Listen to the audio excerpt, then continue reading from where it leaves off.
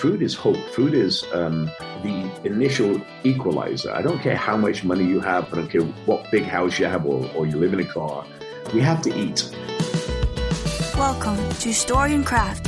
Now, here's your host, Mark Preston. Hey, welcome back. Glad to have you back for another show. If you're new, my name is Mark Preston, and I'm glad to have you here because, hey, we're going to have some fun talking with chef, TV host, entrepreneur, philanthropist, Robert Irvine. You probably know him from his work on Food Network, Dinner Impossible, Restaurant Impossible. Very busy guy, doing a lot of stuff. We cover all of that. He's been a chef in the White House. He's been in the British Royal Navy. Tons of energy, really great chat. Enjoyed my time with him. By the way, don't forget storyandcraftpod.com, the website. Everything you could possibly want to know about the show is at storyandcraftpod.com. Please do me a favor, like the show. Click that little button depending on what podcast app you're doing. Maybe it's a little bell, maybe it's a favorite, whatever. That way you get notified every week when there's a new episode. Want to have you come on back by. Great episodes coming up as we kind of wrap the summer and head into fall. But right now, let's get right into it. It is Robert Irvine Day right here on Story and Craft. So how you doing, Chef? Good. Yourself? Fantastic, fantastic. So where are you at right now? We are in San Antonio for my third annual Robert Irvine Charity Golf Tournament. It's helping veterans, I believe. Is that what Okay. It is. So what brings you to San Antonio? Is that just kind of... I've done a lot here with Sinise and my TVs and whatnot. So as a military town, USA, it's a great place to hold a veterans tournament. You work with Gary Sinise, you say? I do, very closely. That guy, I tell you, he is such a philanthropist and just really, he just seems like a real, as my people say, a real mensch. He just seems like a really great guy. He's a great guy. Y'all just came out with a new season of Restaurant Impossible. You just kind of rebooted it recently, correct? We had 3 years hiatus, and then 13 years with Dinner Impossible, and then that came back. After doing 300 plus episodes, it's time to take a break and get some energy back. I think it's one of these things. I have a large company with 4,000 employees. Really? Yeah. So to focus on a little bit of that, give TV a break. And, we never took any downtime on that show. So it was really the first time we'd been off air. Of course, you were doing different concepts on different television programs concurrently. Yes. The fact you're traveling is... that in and of itself can be kind of exhausting. I traveled for the last 10 years, 345 days a year. Now, I'm curious, though. You said you got 4,000 employees. Kind of what's the breakdown of, you have, how many restaurants do you have now? So I only have 2 restaurants, one inside the Pentagon, one in Vegas, but I have a nutritional company, Fit Crunch. I have a distillery, the largest in Pennsylvania, Boardroom, Robert Irvine. I have a clothing company called Terra Arma. And I have a food company, Robert Irvine Foods. Yeah, my son saw something. where were we the other day? We were at a store and he saw you had a bar, nutrition bar. I was like, how did I not know you had this out? 7 years old, 95,000 retail locations. So yeah, it's a big company. Just kind of a little origin story. I know you did the Navy, but was that something that you come up in a military family where that was a destination for you, or was it just? Well, it's kind of interesting because my father was in the Army, my brother was in the Army. At the age of 11, I joined the Sea Cadets. Fell in love with going to bases and warships and the various other places. And at 15 and a half years old, I was not a good student. My mother took me to the recruiting office, signed me up, and I joined the Navy. And they said, well, when I took the test, the NAMIT, Navy arithmetic test, maths, Navy arithmetic and maths test, and English test, I beg your pardon, NAMIT. I got 5.5, the lowest of both of those. And the recruiter said, oh, you can be a cook. And I said, that's great, because that's what I want to do. Really? Yeah. Now, you mentioned your mother. Did she Were you in the kitchen with her a lot? Were you cooking? My mother was a terrible cook. That's why, yes, I did spend a lot of time in the kitchen. But I grew up on a couple of boxes of cornflakes and a gallon of milk. I never used to eat that much. The only meal that my mother was good at was a Sunday roast, where all our kids, I have 3 other siblings, and my mom and dad would sit down, and that was our meal of the week kind of thing. So, yeah, she was not a good cook. And I wrote a book, and I put the whole chapter about her being a terrible cook. I had to break it to her before the book was released. A little heads up. Yeah. I grew up in a very similar situation. I of course, kind of a latchkey kid concept, you're kind of on your own for the most part. And so it's either sandwiches or, the parents weren't necessarily what you would call culinarians at all. So, and one of the things I'm curious about, especially with Dinner Impossible, were you just kind of geared to cooking in large quantities and more of a banquet style? Was that kind of something you enjoyed, or did you want to move into more restaurant, like, individual serving kind of situation? No, I don't think the military. Yes, there's, I was on warships and bases, 260 men. There was no females allowed on ships when I was in the Navy, obviously. So for me, I started cooking for 22 officers, wardroom, and I would go down and cook for the main crew. But for me, I can cook in any situation, whether it be 20 or 30,000, which we've done, or for 5 presidential people. It's irrelevant to me. The scale doesn't matter. It's the same processes, and I think that's why when I do now my companies or TV is, I can scale any education to any people, whether you're a CEO of a Fortune 500 company or a mom and pop operation. It doesn't matter. And I think the military teaches you that leadership, the skill set, and it's adaptable to most any business. I was curious because I remember you did one. Oh God, was it Lost? I think you went to the set. Yeah. I'm sitting there going, what would I do in that situation? I think I would be like curled up in the fetal position next to a palm tree. I think I would, I granted you're the pro at doing that. Did you find that when you moved into doing the Restaurant Impossible, you're working with people who have just sunk all their life savings into a restaurant? When you go into that kind of a situation, what is your thought about those folks who have not really a lot of restaurant experience and they put all their money into a restaurant? There's no other business I can think of where people do that as frequently as the restaurant business. It's interesting because you talk about the Lost episode. I have never in my entire career wanted to know any facts about anything. That's why the shows are real, and I mean real, unlike any reality show on television. And I can tell you that. And you can read online the folks that I've invited over the years to participate and watch and see, and from all levels of business and whatever. You're given a set of situations, just like the military, and you have to figure out the end goal. What is the end goal? And then work backwards to the steps to achieve that goal. When I walk into a restaurant, and it's the same thing, I have never, in the whole time we've been doing this show in 320 something episodes, I don't want to know the story of the people because I want to find the story out by myself. They will tell me based on the questions I ask, which is almost like an interrogation, if you like. And I can find out more in 5 questions in 3 minutes than you can tell me in 8 hours. And I think that's the fun part. Mom says, oh, you make great sauces, you make great barbecue, you make this. So what do? You go and get a restaurant, you max out your credit cards, or you put your house on the line, which is the biggest mistake ever, as a kind of indemnity against failure.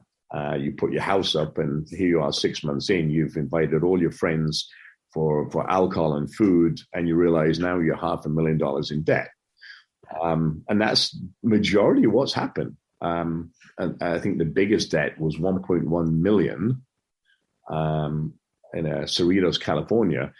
And when you walk in, all I want to know is why you got in it, how did you get into it, what are your systems and procedures in place for that restaurant, who's in charge, and then I want to see it. The biggest thing for me is watching. I watch people. I find myself in airports, when I go to military bases, when I look at senior leadership, not only of our country, but also of our military and Fortune 500 companies. And then I can tell you what the problems are. Yeah, it's funny you said that, because we just watched an episode. I think you were it was called The Turnpike. I think it was a small, little 400 square foot. And they said, you go in there, you say who's in charge. But they actually, like Ralph Waldo Emerson says, what you do speaks so loud I can't hear what you say. It's like, obviously somebody else is really making some decisions. And it's so competitive. It's a high failure rate. And I've always found it very ironic. People put so much without a lot of experience at all in the business. But what do you think that is? Why do you think so many people do that? They put so much into something without a lot of experience. Is it because, hey, we have a kitchen in our home, we like it, we assume other people will? Or what do you think that is that causes that? Look, it's the same as when you want to be an actor in California, right? What do? You can't get an acting job, so you've got to become a server, because anybody can serve. That's not true, by the way. I think everybody thinks that cooking is easy and running a restaurant is easy until they actually get into it. And I always say this to people: when you go to own a restaurant, you better have your 1 year's salary of all your people, your 1 year's revenue, an something broke fund. And once you've done that, then go into the business. After you've worked with somebody that can teach you. The food business is a very cutthroat business. The biggest group of restaurants is Italian restaurants. And look how many, 8 out of 10 Italian restaurants fail. Yet the average American eats out 4.2 times a week. So how can they fail? Well, bad management, bad food, overpricing, underpricing, all of the rest of the things, hiring your family. But people dump tons of money because somebody said, and I said it a second ago, oh, you make great sauce. It's not a business for the faint-hearted. It's not your kitchen at home. You have a responsibility to people that walk into your restaurant or business, any business, because I believe it's the same lessons. You have a responsibility to your people or your customers that walk in there to give great food, great service, great drinks with a great attitude. And that can be a clothing store, it could be a fuel station. It doesn't matter what it is. It's the same. That's why people do it. It's funny you said the thing about Italian restaurants. I was curious, brings me to a question I want to ask is, what do you think right now is probably one of the most overdone concepts or ideas or things that people are trying to serve? And flip side of that, what do you think we don't have enough of? Like it would really do well? I don't think, listen, we are creatures of habit. And I can guarantee if I take 10 families from across the United States of America and give them a choice of restaurants, they'll all pick the same. Pretty much. Yeah, we've done it. I feel that we don't have enough ethnic restaurants. So there are certain cities that have Indian restaurants or Peruvian restaurants, but I always say this in interviews that I do is, I wish I could take every head of state, take their national dishes, put them all around one table, take one bite of each of the dishes and pass it to the right. And once we understand the food and the culture, there will be no problem. Well, there will still be problems, but very few problems in the world. And I think that's what food does. Food is hope. Food is the initial equalizer. I don't care how much money you have. I don't care what big house you have or you live in a car. We have to eat. And food opens the tough conversations. You sit people around a table and really have a conversation of, hey, where are we going? What are we doing? Why are we doing this? And I think Anthony Bourdain was really good about illustrating that, and that it's a one leveling factor. We all sit down and have a meal, and he said we're more alike than we're different, kind of a thing.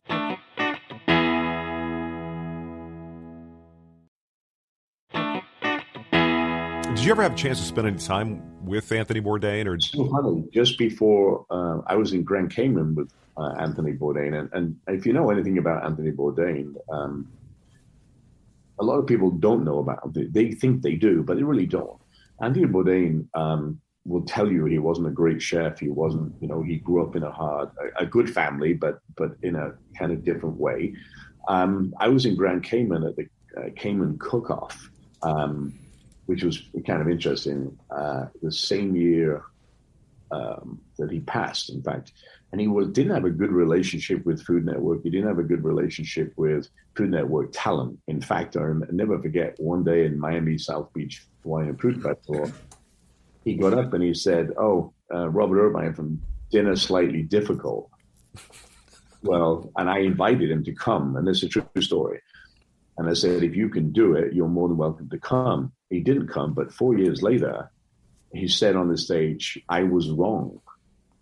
Robert Irvine's show is really real, and it's intense, and it's da-da-da. So I ended up going to Cayman with him. He was there with, I've got his name now, Eric Ripper, Danielle. It was me, Emerald, and Jose Andres, and the rest was a French mafia, as I call it. And it was so funny because I have so much respect for all these folks. I would walk behind. And Eric Ripper would always put his hand on my back and move me forward. And I said, look, I am in awe at the talent in this place. And it was so funny. I did a demo on the beach, and Anthony was in a what do you call it? A swing, not a swing, but laying down in I forgot the name of it. A hammock? A hammock, thank you. Yeah. In a hammock. And he came up to me after it and said, that was the most amazing demo I've ever seen. And that was kind of my interaction with him that week. And I went to Scotland, where I'd just come back doing the same thing, actually, the Yomp, where we take 1,000 wounded warriors from our coalition nation and march 56 miles across Perth in the Highlands. And whilst I was on that Yomp, I was visiting 4-5 Commando and 7th Scots Guards. And on my phone, literally, while I was in that meeting, was, hey, Anthony Bourdain has died. And I was so shocked because, a couple of months before, I'd just seen it. Yeah, my daughter was in Los Angeles, and she called, and she's like, Daddy, did you see? And they know that I've always adored him since his very first show on Food Network, Chef's Tour. Yep. And I was like, no, that's like, you always hear about people a little bit older, you know, you kind of like, yeah. But that caught me really kind of off guard, and that, but I always want to sit down. He's one of those guys I always want to sit down and have a beer with. But you were talking about being with Emerald and Eric Ripper, and Eric Ripper always reminded me of a very, kind of a very zen guy. I think they shot some footage of his kitchen, and it's very sedate. When you're in a kitchen, do you run it in the traditional style of, because it was all built to be like a military kind of chain of command, more or less. Exactly. How do you, are you very different? I don't like noise in my kitchen. I remember when we opened Tropicana, we had 1,000 military folks. That was our first opening. And I like dead silence, automation. You should know the job because we trained you well. You know the equipment. You know what I expect. And this is another thing with the restaurants. You set expectations and you allow people to do their job, then you hold them accountable. And I'm really intense. I expect, before we opened the restaurant, I had us serve 4 months. I trained our people for 4 months because I want not only to know their job, but also to know everything that I like and dislike. So when somebody says, what is Robert Irvine really like? I brought my daughters in, I brought my wife in, so they can ask questions. I really wanted them to understand what I stand for. And that's helping people, not only great food. Listen, I'm not the best chef in the world. I'm not Eric Ripper. I'm not a 3-star Michelin chef or Dominique Crenn I'm Robert Irvine. This is what I do. But listen, you can put me in a restaurant or in the Pentagon or for the President of the United States or in the middle of Afghanistan feeding 30,000 people. Not many people can do that. Like you said, it's scale and adaptability, and I think that's something I think you have to learn in the military, certainly. And I'm curious, what brought you to having that be the philanthropy that you it definitely sounds like you lean into that. How did the military philanthropies, how did that come to pass? I was in the military. When I came to the States, I got a chance to work in the guest chef program at the White House, and I still do that. We've done so many events. And then it's so funny, I was about to go to Honduras with the Special Forces, 4th of July weekend, and I tweeted, Gary Sinise tweeted me. And I tweeted back, he was in Alaska to do a Lieutenant Dan band event. And we end up tweeting each other. And I said, is this the real Gary Sinise? And he said, is this the real Robert Irvine? I watch your shows. I love your shows. And I said, well, if there's anything we can ever do, let me know. Well, sure enough, 3 or 4 weeks later, he said, I've got this great idea. And I said, okay, I'm in. And it was feeding 10,000 people at San Diego Naval Medical Center, and which I got all the chiefs of the Navy and the corpsmen and whatnot to help us. And we fed 10,000 people. I never forget it.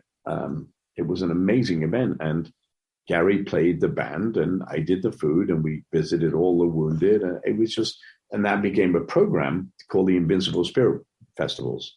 And we would go to all the hospitals and do that every year, which was very special. And after 7+ years, I'm like, okay, now I want a foundation because I think we can do more. It was great. I'm not a musician. I don't play an instrument. All I do with Gary on the stage, which is funny. I would play the maracas and cymbals, and every time, because I know he's set inside out, I would bang the cymbals. He would look around and like, who is that crazy dude on the cymbals? But we are very close. I mean, I talk to him every couple of days.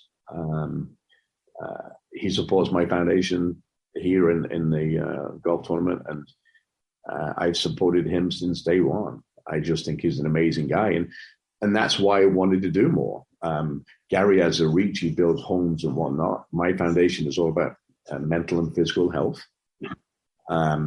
So we literally, I don't know, you'll go hand in hand, I suppose you would say, along with TAPS, Tragedy Assistance Program for Survivors.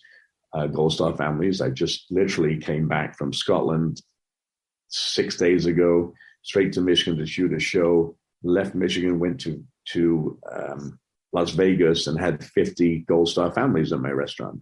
Then straight to another show back to Michigan, straight here to San Antonio. So I just think philanthropy of our military, and it's not just our military, it's our first responders also, that we seem to forget about a lot.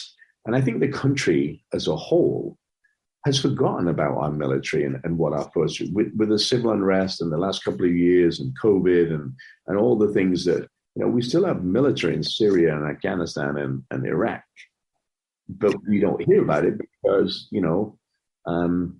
it is not fully fledged. But now I think it's because so much of the news cycle is so absorbed with all the nonsense over the last handful of years, and most certainly, and I think you mentioned something to mental health.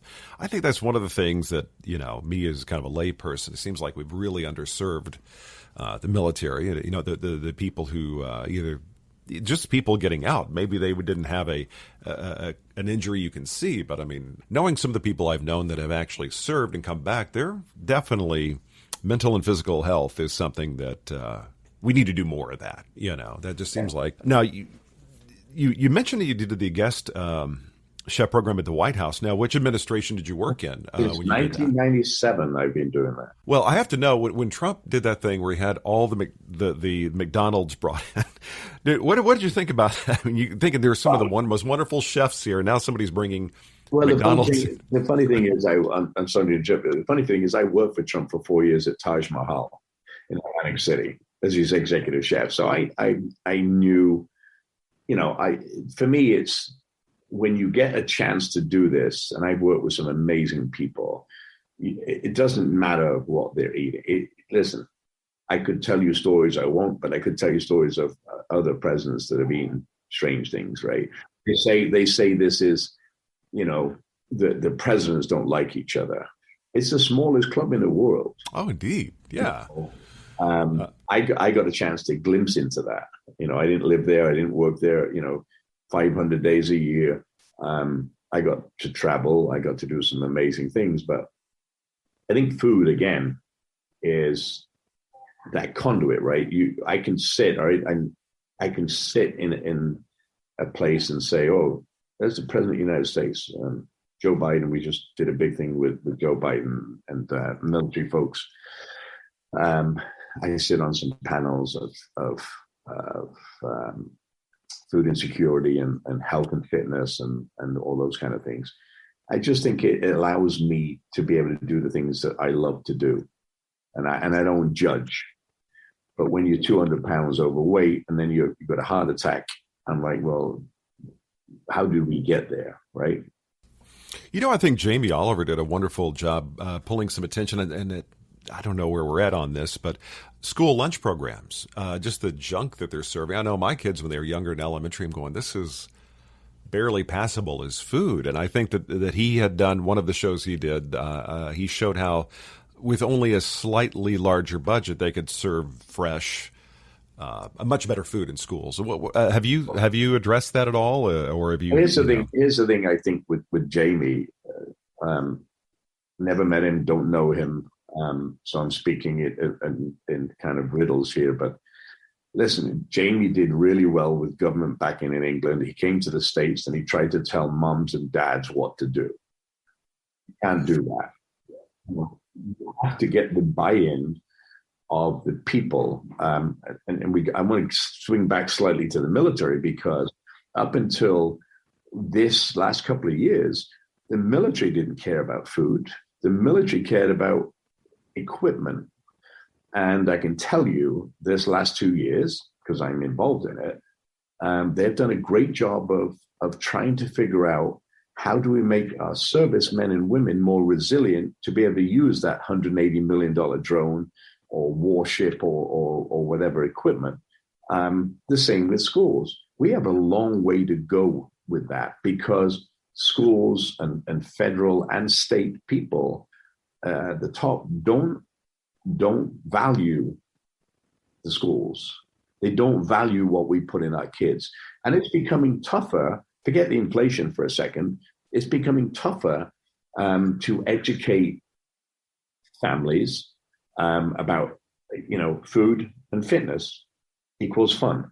And I believe that. And if we can, and it's been a lifelong passion of mine to try and educate people how to eat, how to enjoy each other's company, but also the fitness part. Up until this year, I should say, there's not one state in the United States that we could take a young man or woman that would pass getting into the military. Really? Yes. It's a national security issue. Didn't they reduce, at some point in time, didn't they actually reduce the standards? They had to kind of lower the standards a little bit. They didn't reduce, the Marines that haven't done anything like that, but they increased the training time. Oh, okay. So costing more money. But now we're facing that, right? So how do we, and I can tell you right now, Planet Fitness, Chris Rondo, who's a very good friend of mine, has started this program the last couple of years where in the summer right now, kids can sign up and they can go to gyms for free. Oh, my son's there right now. My son and his friend they told me about it, and actually they're working out at Planet Fitness right now. It's funny you said that. They're amazing. I partnered with them a year ago, and I've got to tell you, that's my big thing, right? How do we get school kids? How old's your son? He's 17. What a great age, right? How do we get kids from 14, 15, 16, 17, 18, it's up to 19, the program. How do we get them into the gym, get them excited about, working out, lifting, running, whatever it is that they want to do? Because that then in turn, not only makes them healthier, it makes them choose better food because they don't feel good when they eat garbage all the time. Right. I think that's the whole cycle, right? We get kids invested in food and fitness, and they can choose. What do they want to do when they get older? If they go in the military, they've got to be ready. And I think that's a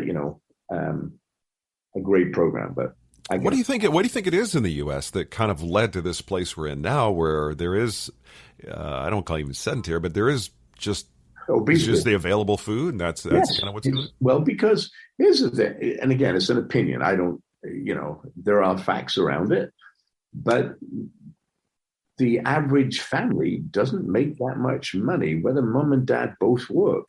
I call it the living poor, right? Because we've got to feed, so we can go to a McDonald's, or we go to a Burger King, or we go to and get, this amount of food for this amount of money. Right. So it's within that budget. Listen, we have, I think it's 1 in 5 in our military is food insecure. In our military. Really? That's a real number as of yesterday. It used to be 1 in 8. Today it's 1 in 4. A couple of weeks, actually about a month ago, I was in with MFAM, which is another great foundation that is feeding the insecure military folks. I was in Fort Hood, Texas, feeding with Tyson and some other folks, 800 food insecure families of our active duty military. How can we do that? That's our active duty. We're in the United States of America. And that's you've been in the military. You know that one of the friends of mine that have been that are officers in the military, their primary thing is they want to reduce the amount of stress that their enlisted folks are dealing with, because if they have a lot of stress at home, then it's going to affect their performance at work. And so Absolutely. I can't think of anything more central than food, Yeah. And this year, for the first time, Secretary of Defense is attacking that, which is great. But there's a long way to go. You know what it's like to move anything in the government, right? It takes time. We spend $10 billion a year in obesity-driven disease and 1.4 million active duty men and women. Even my son decided he wanted to go running last night. I'm like looking at my kids going, honey, I need to work out more. So I'm looking at my kids, they're inspiring me at this point. But, one of the things I was curious about, what part of the country are you living in now? Because you're moving around so much that. I live in Florida. Well, I have a house there. I spend 11 days a year there. But I love it. When I go home, it's just, I love the sun. I'm not a cold animal. I love the warm. So me too. We're in San Antonio. It's 100 degrees. I'm in New Orleans right now. It's the same thing. We got the humidity also, which is a lot of fun. But it's funny you mentioned Grand Cayman. My kids and I are going to jump on a cruise ship and head down there here in a couple of weeks.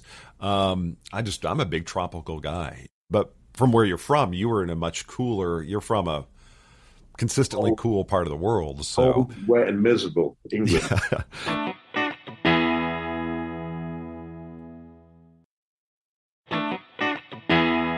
And now you said you have daughters. How old are they? So my one daughter is Annalise. She's 24 years old.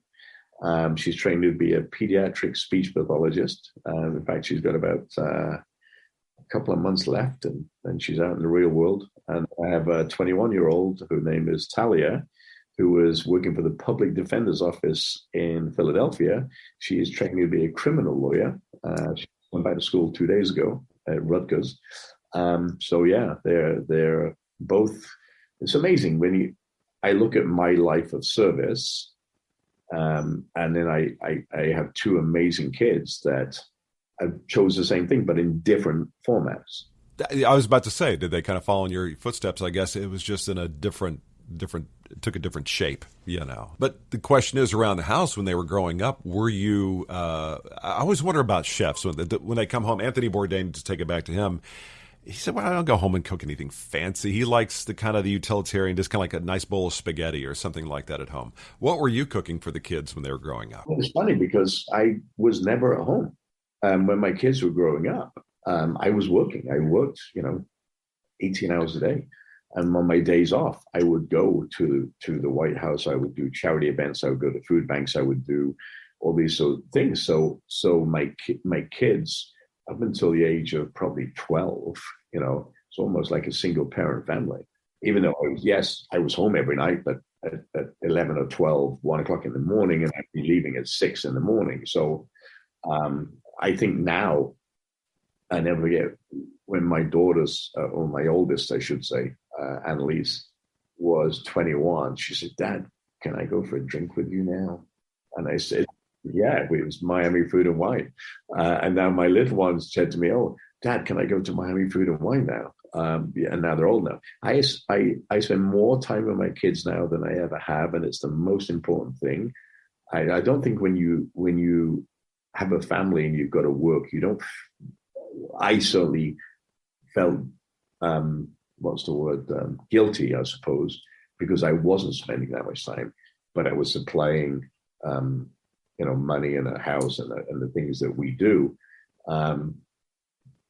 But now it's so interesting because both my girls love to cook. They love to hang out with me. They've been on stage with me. They've been on trips on the road, on buses. And it's just so good when they're old enough to have an opinion and they voice their opinions very like me pretty much. But and they don't always gel with my opinions. And I like that, Well, it's always interesting when you get challenged by your kids and they end up being right. That's always kind of a revelation, isn't it? Yeah. But one of the things I was curious about when you go into a restaurant, and one of the things I love about the show is the sociology of it. Like you mentioned, who's running the restaurant, who's in charge is the way you put it. When you go in somewhere and you've asked the questions and you watch it run, and then you help them make changes that you are pretty confident are going to help them. And then do you ever go revisit it and go, how are they doing now? Case in point, we go down to South Padre Island every year. And you did something down there. And I remember going to the restaurant. Now I'm in New Orleans. I was evacuated for a hurricane a couple of years ago, and I decided to go down there. And it didn't look at all like what you had done. And they had kind of adjusted it. Does that frustrate you ever whenever you see somebody not really sticking with a program, as it were? In the early days of the show, I think it was so different because people wouldn't change. And the last 3 years of doing the show, we're 96% successful of the restaurants we turned during COVID and after COVID. I think what I say is, look, I'm going to put a menu in that I believe will help you based on the talent you have in the kitchen, based on the equipment you have in the kitchen, and the turns of the tables. And that's how I strictly look at food. But it doesn't mean that you have to keep with that menu. You can do whatever you wish to do. But what I always tell them is, hey, the minute you go back to what you're doing, you're going to fail. I can teach you labor cost and food cost and management of seating in sections of the restaurant and leadership and all those things. But the minute you go back to your old ways, that's when you fail. And we've had a lot of people do that, by the way. Oh, my customers, and I always say, my customers need educating, right? If you market to the same people for the rest of your life, people die. If you don't expand your market and bring in younger generation, you're going to die in the vine. And I say this all the time. And food, we're looking at healthier. We're looking at farm to table. We're looking at, I just finished one in Michigan yesterday. And in the middle of Michigan, in a beautiful place where fresh fruit is easy to get, there wasn't one fresh item on the menu. It was all canned and frozen. And I don't understand that. This is what our people want. Well, let me just assess that. Your first year or last year before COVID was $360,000 in revenue in a small town, and now you're at $150,000, and you're putting $8,000 a month into your business. Oh, by the way, you're $220,000 in debt. So tell me why you still do the same things.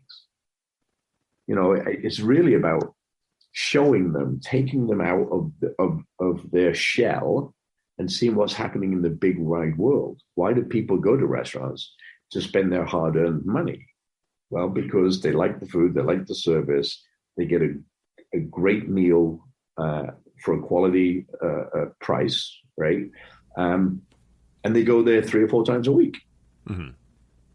Yeah, it's so funny. You were talking about more ethnic food, how great that would be. But that's one of the things that I do miss about living in a big metropolitan area is that diversity, where you can have a little something different. And I think the thing is, and I want your thoughts on this, do you think that when you look at some of the ethnic foods in some smaller places, that typically seems to be a little pricier restaurant, like you may go, at least in where we are, you have I was like, oh, there's a Ethiopian restaurant or whatever, but it's going to end up being out of reach for people who just want to, financially out of reach for a family of four, let's say. What do you think needs to happen? Kind of like, like you said, food's that kind of great common denominator. What do you think that people aren't doing now when it comes to food and trying food and experiencing things that they probably should do, but they're not doing? I mean, beyond just health concerns. Again, I think it's sometimes the education of folks, right? When I first came to the States, I'm used to, back bacon in England, and here we have streaky bacon, which is just the skinny piece of it. Education of people, and that's there's a world outside of your general or what you grew up with. I say this in the military, right? When we bring kids from all over the country, and they're so used to one thing. My wife is Canadian Korean. She grew up on rice and sushi and kalbi and all these other things. I grew up on eggs and fish and chips and steak kidney pies. It's an education of, I got her to try other food. She's a world traveler, by the way. She's used to be a professional wrestler. Now she really meat production. But she would never. You say she was a professional wrestler, you say? Yes, she used to be a professional wrestler. I guess you and Anthony Bourdain have even more in common. His wife was. Yeah. She was a Hall of Fame wrestler. And she got me to try things that I would never try. And I got her to eat dessert because she's a fitness fanatic who would never eat dessert.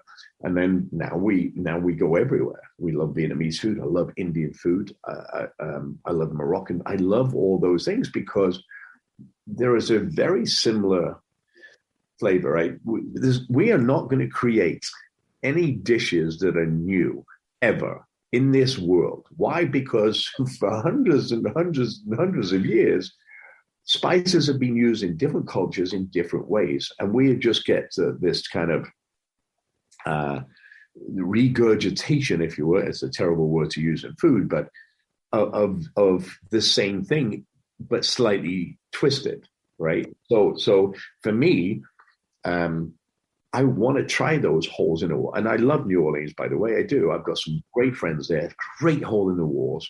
Oh, the hole in the wall. That's what makes the city. It's not the place you go on, like, the real nice fine dining restaurants, which are wonderful. Don't get me wrong. But those hole in the walls, that's where you find some magic, I think. I totally agree. And I don't want to go and being a chef and they say, oh, we got these great restaurants. When I got married, I went to Athens and Mykonos and the Greek islands.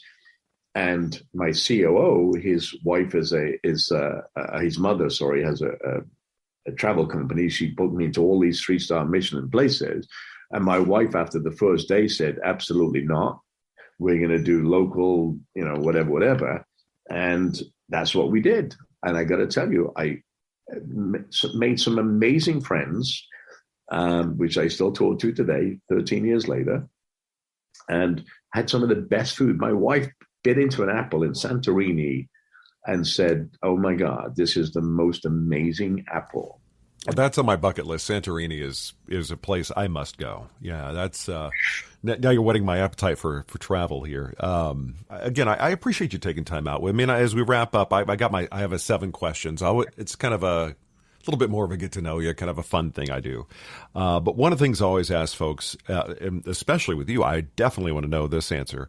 What is your favorite comfort food? It could be your cheat food, a thing that just, if you've actually had a day, you just want to sit down and munch on this thing. So the 2 different things to me.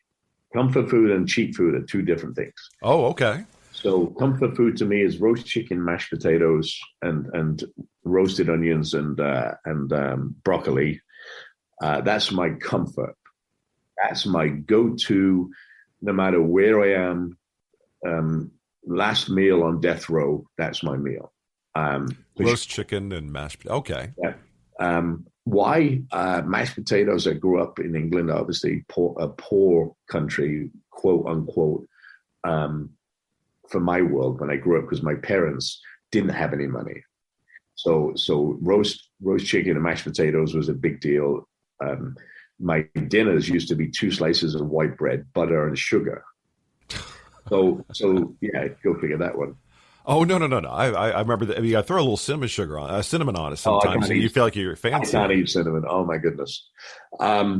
So then my cheat meal can be anything from, and I don't eat burgers very often, but when I do, it's a cheat for me because I work out and I'm very particular about junk food. Or it could be a Jimmy John sandwich, which tuna sandwich on that bread. That's a cheat meal for me. And I did a whole show called Robert's Cheat Day. Mm-hmm. Oh, that's right. That's right.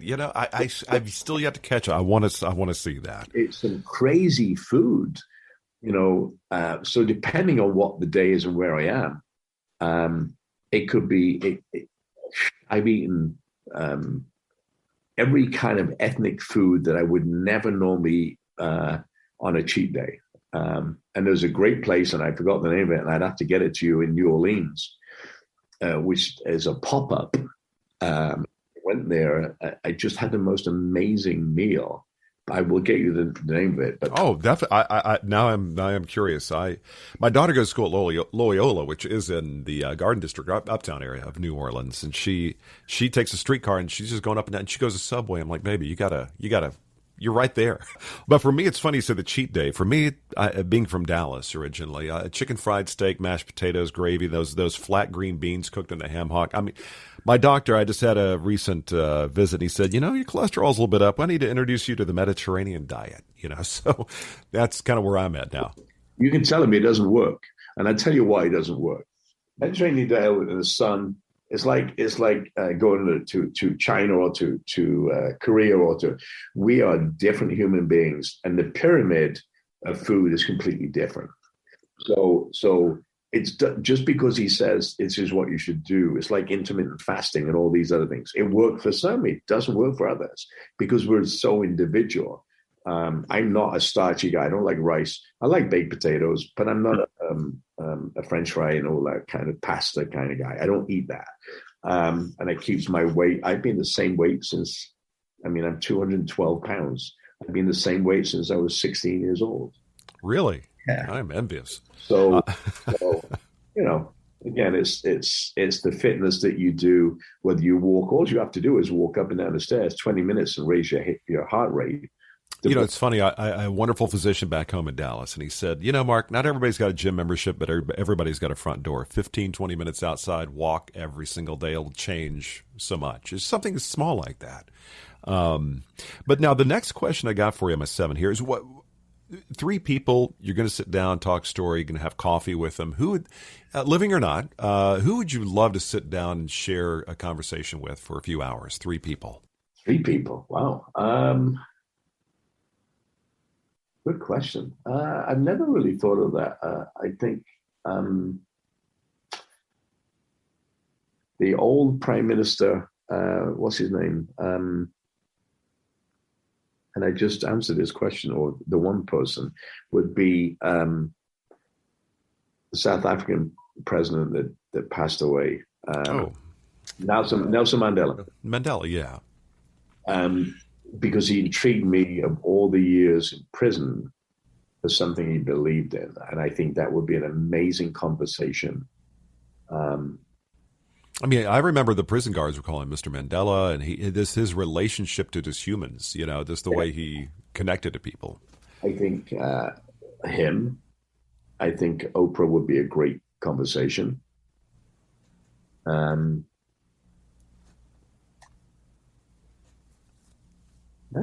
Can't think of anybody else I would like to sit down, because I'd like to sit down with every head of state around the table, but as I told you that before, and share food with one another. Yeah, but I don't think there's anybody, because I get to sit with a lot of people that I've admired. I got to meet Clint Eastwood. My dad was the hugest fan of Clint Eastwood, and I got to do a dinner. I cooked a dinner for Sinise and him and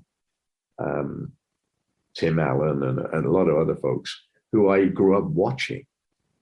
And I think that's something really, let's put it this way, Mark. I love people who use their platform for good. That's who I want to sit down with. I want to know more. And when I go on these bases, military bases all around the world, I want to sit down. I want to meet and talk to you and tell me why you joined the military, what was behind it, and tell me about your family. I'm just very inquisitive about people in general. Well, that's one of the reasons why I started this podcast. I mean, I had a syndicated show on ABC radio years ago, and I was like, man, I just really enjoyed the part of it where I got a chance to talk to people. Yeah. That was it.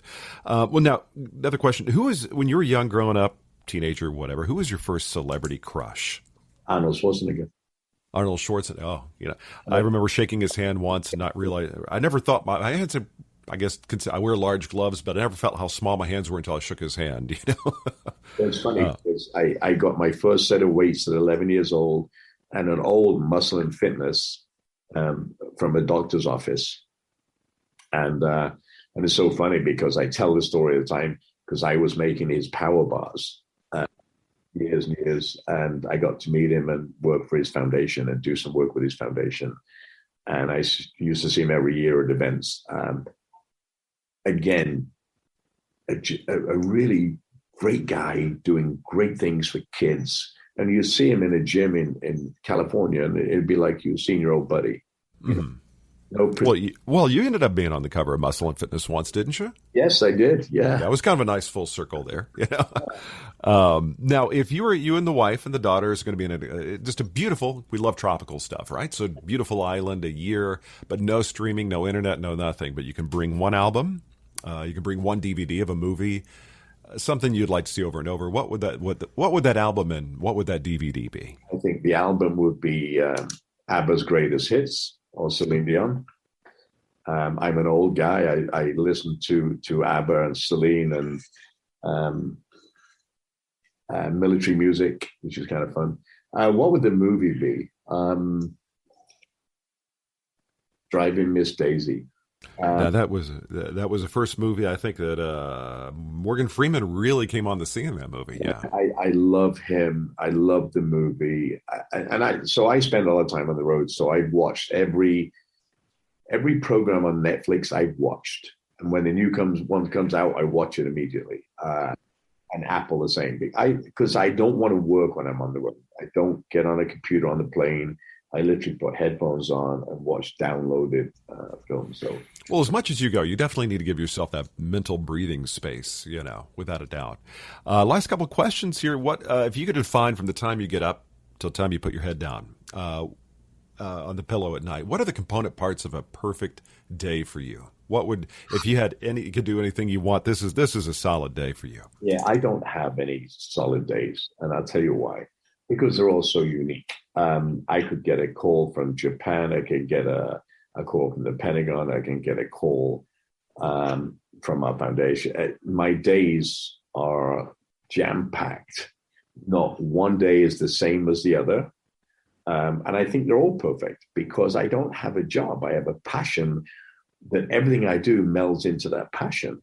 I love that. That you know what? That's optimal right there. I really like that idea. So every day can be different, and like you said, in service, sounds like you've passed that down to your daughters as well.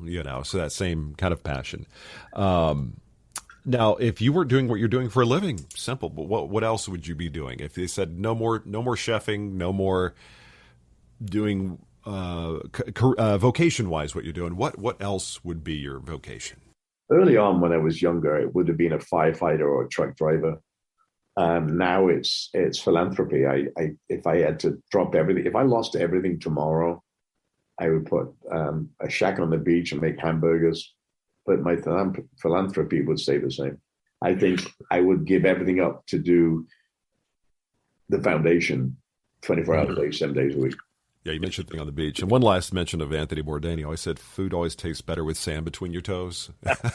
Always agree with that. Now, the last question I got for you. If you could jump in a DeLorean and you can cruise back to when you were 16 years old and you've got a couple minutes with yourself, what piece of advice or guidance would you want to give 16-year-old Robert Irvine?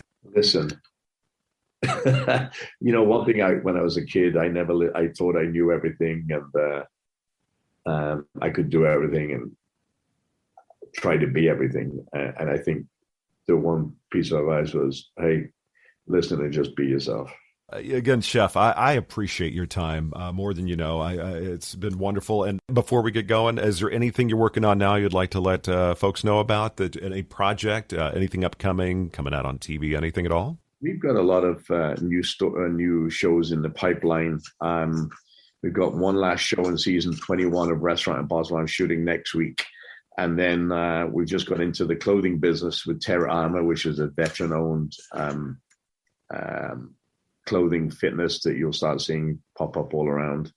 I think that's really exciting, but we're looking at some shows on HGTV, all surrounded by service and veterans. So just an exciting time for me right now. You know, I'm about to reach 57, and I think I'm like 27. The food company is doing amazing, the liquor company, the bars, and everything we do is geared towards giving back. So really focusing on the liquor right now and the health stuff. What kind of liquor is it? Bourbon or? We have Boardroom Distillery is my company, but we've got Irvine's gin and vodka that we just branded to go in. We're in 42 states right now, but the money will go towards veterans. Just like Fit Crunch, we created a strawberry strudel where all the money for a year goes to Susan G. Komen.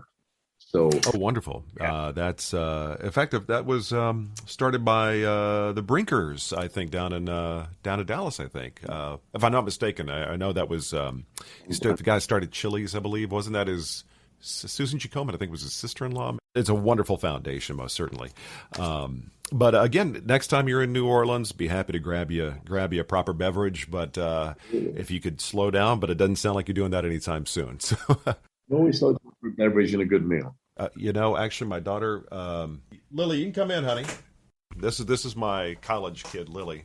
Hey, Lily, how are you? Good. How are you? What do you want to be when you get older?